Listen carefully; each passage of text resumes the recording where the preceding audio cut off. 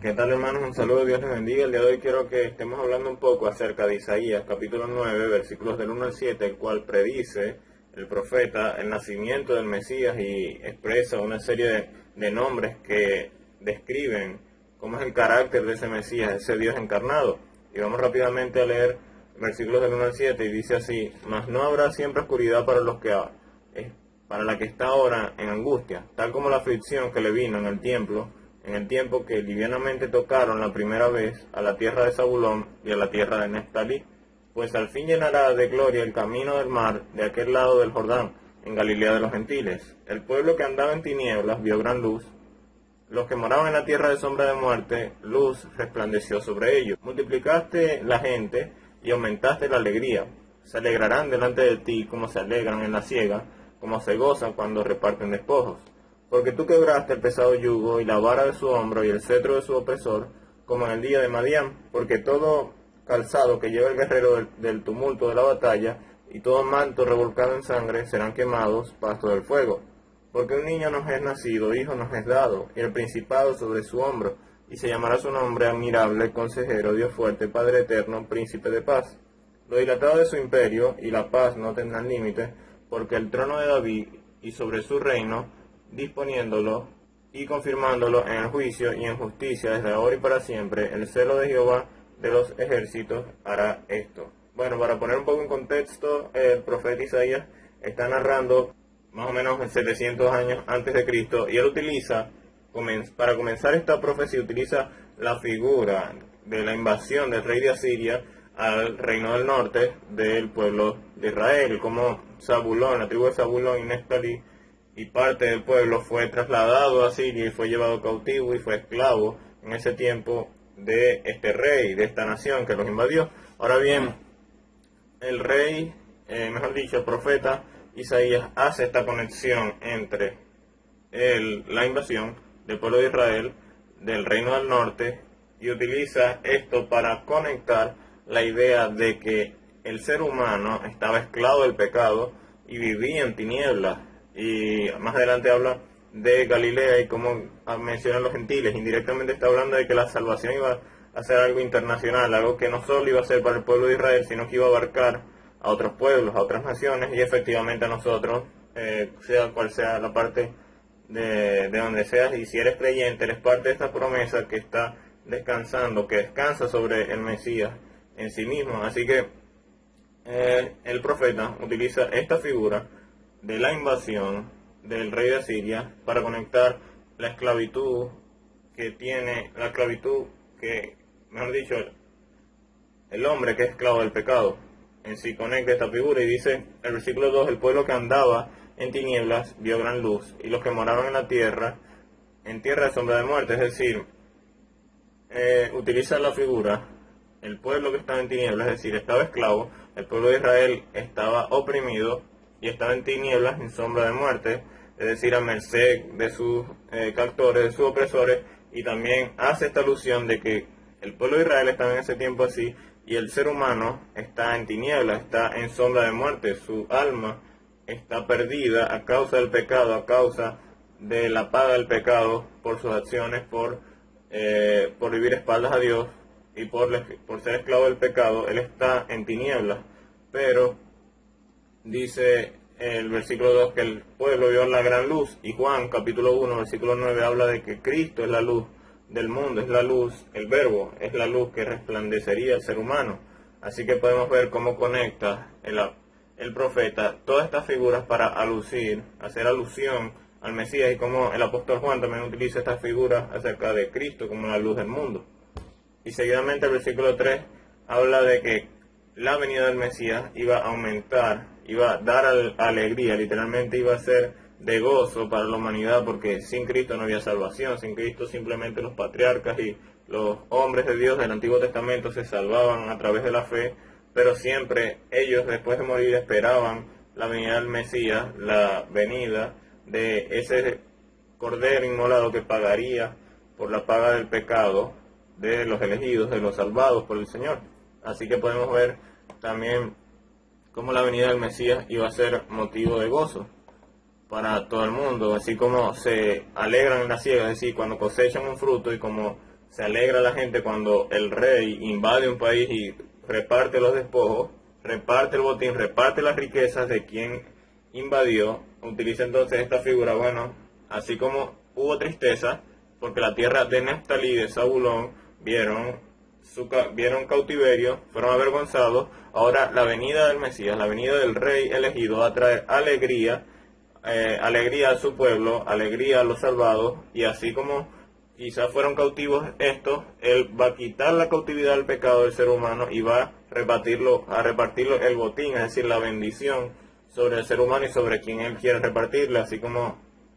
Efesios 4, si no estoy mal, habla acerca de Cristo cuando descendió a las profundidades y dio dones a los hombres y repartió las riquezas, repartió los dones, así como un rey reparte las riquezas, reparte los regalos, todo lo que el reino invadido tenía, los reparte a sus súbditos. Así mismo va a ser Cristo, así mismo va a ser ese rey Mesías, porque es la alusión a un rey. Viene hablando capítulo 7, capítulo 8 de Emmanuel, Dios con nosotros, y el capítulo 9, versículos del 1 al 7, describe a ese Mesías. Y ahora avanzamos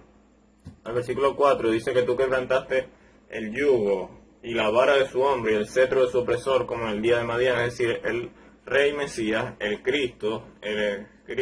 que vendría a encarnarse para salvar al ser humano. Él quebró el yugo, quebró la vara que estaba sobre el ser humano a causa del pecado. En ese tiempo, obviamente, habrían personas de que sufrían o estaban cautivos y eran esclavos y tendrían un yugo sobre sí mismos, y el profeta utiliza esta figura de ese yugo que ponían los reyes sobre los invadidos, sea yugo físico, sea algún tributo, algún impuesto que tenían que pagar. Bueno, él lo quebró, el Mesías quebró ese yugo del pecado, haciendo alusión a la parte espiritual del ser humano, la cual estaba en una forma degradante y estaba desde cierta forma perdido. Literalmente el ser humano estaba perdido, era esclavo del pecado, tenía el yugo del pecado sobre sí mismo, y utiliza la figura de, así como en el día de Madián, Jueces capítulos 7 y 8 muestran cómo Gedeón Gedeón en sí fue una herramienta de Dios, fue un siervo de Dios, porque el Señor dio la victoria al pueblo de Israel sobre los madianitas en el Antiguo Testamento. Lo que está diciendo es que el rey, él es el que tiene el poder para quebrar el yugo, no el ser humano, sino que es el mismo Mesías el que tiene el poder, la omnipotencia para quebrar ese yugo. Y dice el versículo 5, porque todo calzado que lleva el guerrero en tumulto de la batalla, todo manto revolcado en sangre será quemado, pasto del fuego. Es decir, no sirve de nada las armas físicas, no sirve de nada la fuerza del ser humano, sino que toda arma, todo recurso que tenga el ser humano, que tengan en sí los enemigos de este Mesías, los enemigos del rey, no van a tener ningún efecto sobre él, sino que van a ser quemados, van a ser vueltos nada, porque este rey va a ser omnipotente, este rey va a reinar sobre literalmente el mundo y sobre su pueblo. Y dice el versículo 6, este versículo tan literalmente hermoso, cómo describe a ese niño y cómo hace una apologética de la deidad de ese niño. No es un cualquier niño, no es un cualquier hombre, cualquier ser humano que va a nacer, sino que es el Dios encarnado, el Dios hecho hombre. Dice, porque un niño nos es nacido, hijo nos es dado, y el principado sobre su hombro, y se llamará su nombre admirable, consejero, Dios fuerte, Padre eterno, príncipe de paz. Lo dilatado de su imperio y la paz no tendrán el límite, y sobre el trono de David, sobre su reino, disponiéndolo, confirmándolo en juicio, en justicia, desde ahora y para siempre. El celo de Jehová de los ejércitos hará esto. Literalmente está describiendo la deidad, los atributos del Mesías. Dice, porque un niño es nacido, es decir, ese niño fue encarnado, hijo nos es dado, es decir, a nosotros, para nosotros es la salvación, pero obviamente el profeta reconoce que para los gentiles también, porque en el versículo 1 habla de que Galilea de los gentiles será bendita porque la luz llegará hasta ellos. Mateo 4, versículos 15 al 16, habla el mismo escritor diciendo que Cristo fue a Capernaum a predicar en Galilea, haciendo alusión para que se cumpliesen las palabras del profeta Isaías, y copia y pega literalmente este pasaje de Isaías diciendo de que Cristo caminó por esos mismos lugares que el profeta Isaías está hablando. Es decir, el hecho de que Cristo fuera a predicar allí, se estaba cumpliendo esa profecía de que el Cristo resucitado, el Cristo glorificado, resucitado y ascendido, iría a estos lugares. Obviamente, posteriormente crucificado y ascendido, pero en su ministerio, en su juventud, en su obra para el ser humano, iría a estas ciudades a predicar, cumpliéndose la palabra del profeta. Y dice que este hijo nos es dado y el principado sobre su hombro es una alusión como una especie de grado jerárquico militar. No quiere decir que es el principado la misma idea de Efesios 6 cuando habla de que no tenemos lucha contra sangre ni carne. No, aquí está hablando de una especie de jerarquía o de un atributo de un rey con autoridad, el principado sobre su hombro. Está reflejando la autoridad de ese Mesías, la autoridad espiritual que él tiene como rey. Y dice, y se llamará su nombre admirable, es decir, los atributos de Dios, su amor, su justicia, todo de él, todo lo que sale de él es admirable, digno de admirar, consejero, es decir, Dios es omnisciente y sus consejos, su palabra a través de los años, de la historia, ha sido de provecho y ha sido de consejo y consuelo para el ser humano y todo aquel que quiera seguirlo y que quiera sujetarse a sus preceptos. El mismo salmista David decía, ¿cómo amo yo tu ley? Es decir, el consejo de Dios, las palabras de Dios son el beneficio necesario para el hombre para poder vivir conforme a la voluntad de Dios y vivir en la real libertad que solo el ser humano puede encontrar en Cristo, contrario a la esclavitud del pecado que viene hablando el profeta Isaías. Y dice Dios fuerte, es decir, Dios,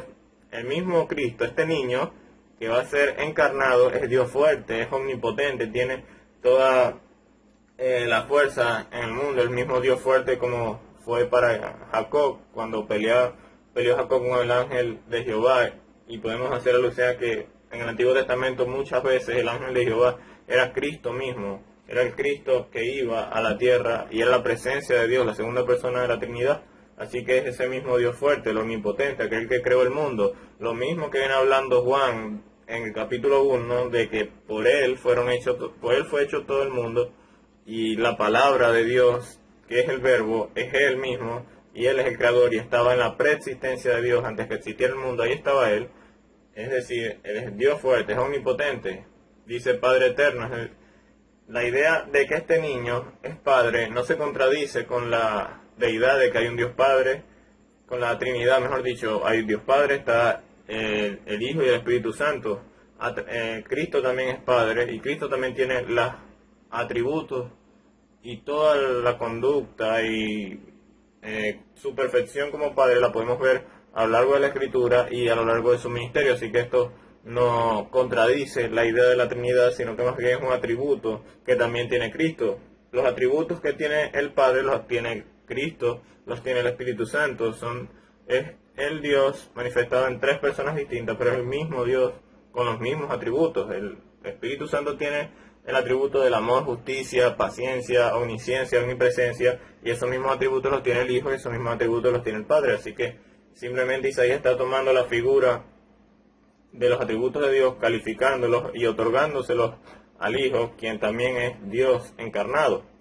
Padre eterno, príncipe de paz, y concluye esta parte de príncipe de paz porque Cristo es el único que lograría la paz entre Dios y el hombre. El hombre estaba enemistado con Dios a causa de su pecado, el hombre huye de Dios, y esto lo podemos ver en el jardín del Edén. Adán como se va de la presencia, y donde va Dios él quiere ir lejos. Así es el hombre no va voluntariamente al Padre, el hombre no busca de Dios. El mismo Juan capítulo 3 versículo 20, después de que dice que Dios amó al mundo,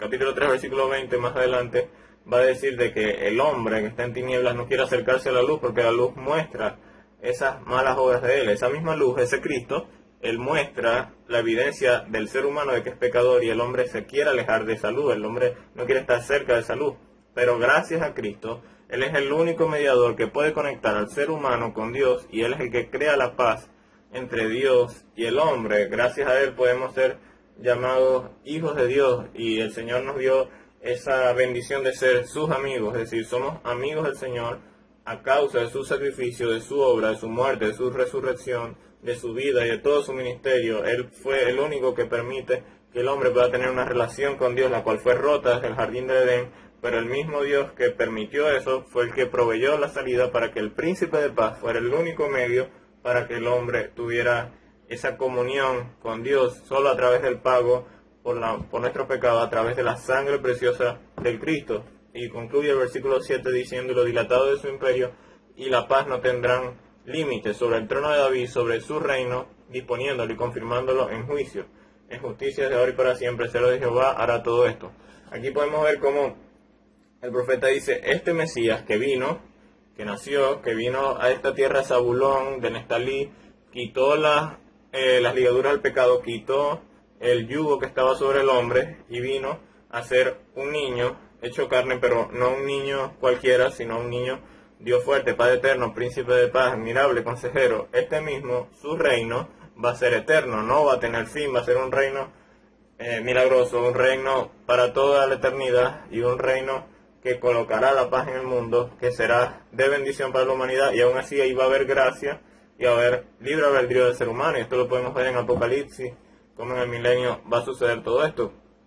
Así que podemos ver cómo lo dilatado del imperio, es decir, su reino no tendrá fin y la paz no tendrá límite. Este rey será el rey eterno, el rey admirable,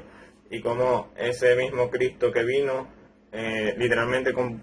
en un pesebre, sin nada, va a ser el rey sobre todo. Y nos regocijamos en estos tiempos de Navidad, y como es bueno recordar que este mes de diciembre, estas Navidades, Cristo es el centro de la Navidad, Cristo es el centro de cualquier festividad, no Santa Claus o los renos o cualquier otra figura. Cristo, su nacimiento, su vida debe ser recordada siempre y más en esta fecha. Y debemos valorar este nacimiento, esta venida del Mesías, este regalo que el Señor nos otorgó a través de su Hijo Jesucristo, solo para la salvación. No nos cansemos de recordar, hermanos, a ese Rey nacido, ese Rey que fue entregado por nosotros, ese Rey que fue dado a nosotros,